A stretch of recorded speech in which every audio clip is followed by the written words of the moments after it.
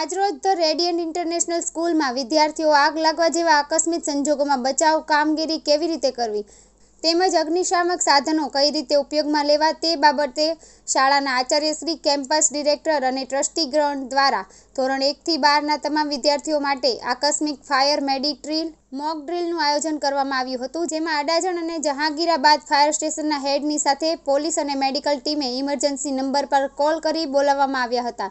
તેમણે તેમના કાર્યને અનુરૂપ બચાવ કામગીરીની મોક ડ્રીલ કરી હતી અને અંતમાં ફાયરના સાધનોની પ્રેક્ટિકલ માહિતી આપી વિદ્યાર્થી, શિક્ષકો અને શાળા પરિવારને માહિતગાર કર્યા હતા.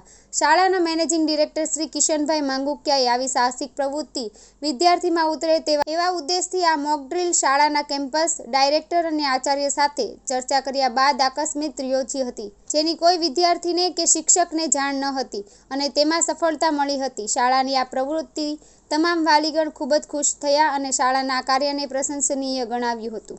મારું નામ ડૉક્ટર વિરલ નાણાવટી છે.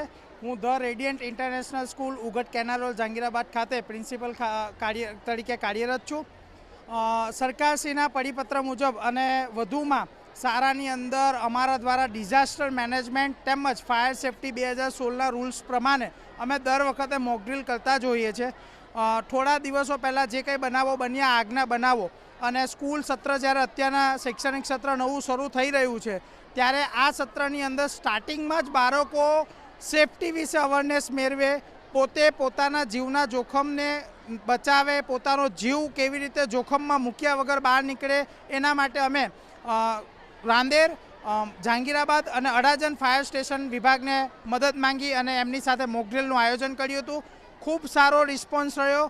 17 જ મિનિટની અંદર શાળાના 4000 વિદ્યાર્થીઓ ખુલ્લા મેદાનની અંદર કોઈપણ કેઝ્યુટી વગર બહાર નીકળી ગયા હતા અને એમને પણ આ બાબતને સહારનીય જણાવ્યું છે કે ભાઈ વિદ્યાર્થીઓ ખુદ જાણે છે કે આવી બાબતો હોય ત્યારે કેવી રીતે બહાર નીકળવું જોઈએ અને આ 4000 વિદ્યાર્થીઓએ નવી પરીક્ષણ સાથેની પદ્ધતિઓ જે જોઈ કે નવી પદ્ધતિમાં કઈ રીતે બહાર નીકળવું જોઈએ, આગ કેવી રીતે ઓલવવી જોઈએ, કેટલા ઇન્સ્ટ્રુમેન્ટ હોવા જોઈએ, કઈ કેઝ્યુટીમાં કઈ ઇમરજન્સી સર્વિસનો ઉપયોગ કરવો જોઈએ એ માહિતી મેળવીને મોક ડ્રીલ સફળપૂર્વક પૂર્ણ કર્યું હતું.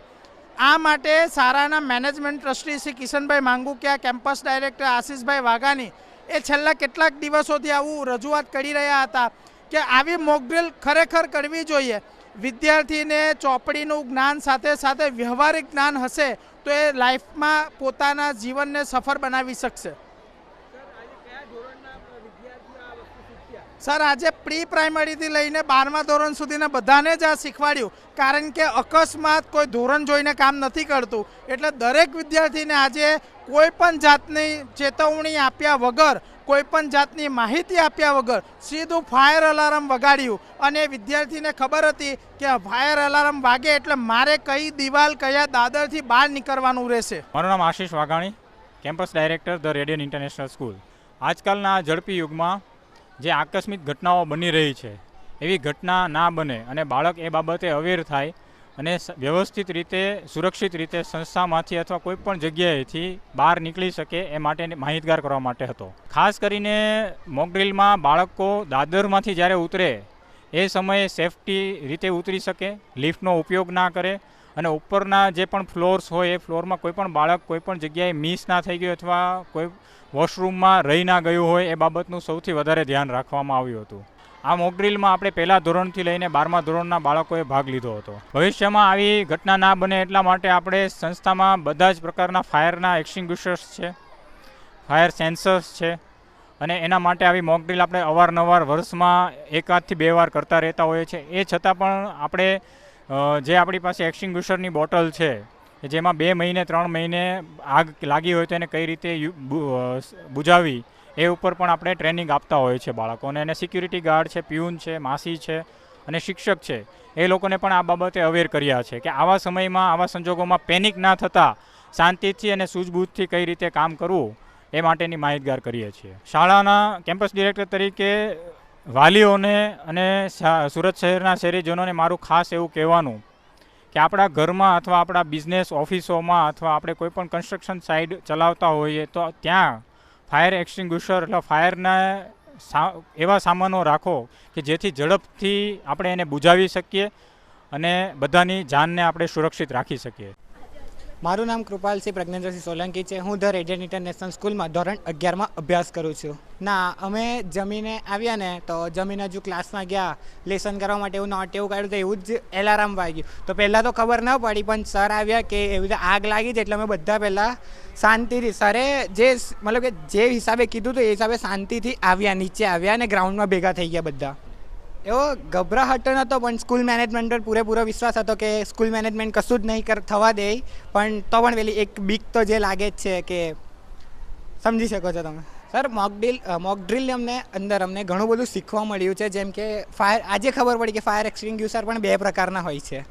આની પહેલાં અમને નહોતી ખબર. બરાબર, તો શાળા મેનેજમેન્ટ દ્વારા આ ઘણો સારો પ્રયત્ન હતો બાળકોને શીખવવા માટેનો. ઘણું બધું જાણવા મળ્યું છે. અમારી સાથે જે વિદ્યાર્થીઓ હતા તથા અમે લોકો એવું શીખ્યા કે સૌથી પહેલાં તો કોઈપણ જગ્યા હોય શાંત રહેવાનું, કોઈપણ જાતનો હલ્લો નહીં મચાવવાનો, ખોટી અફવાઓ નહીં ઉડાડવાની. પછી તમે શું કરી શકો છો, તમારે શું કરવું જોઈએ એ બધું પણ શીખવાડવામાં આવ્યું છે.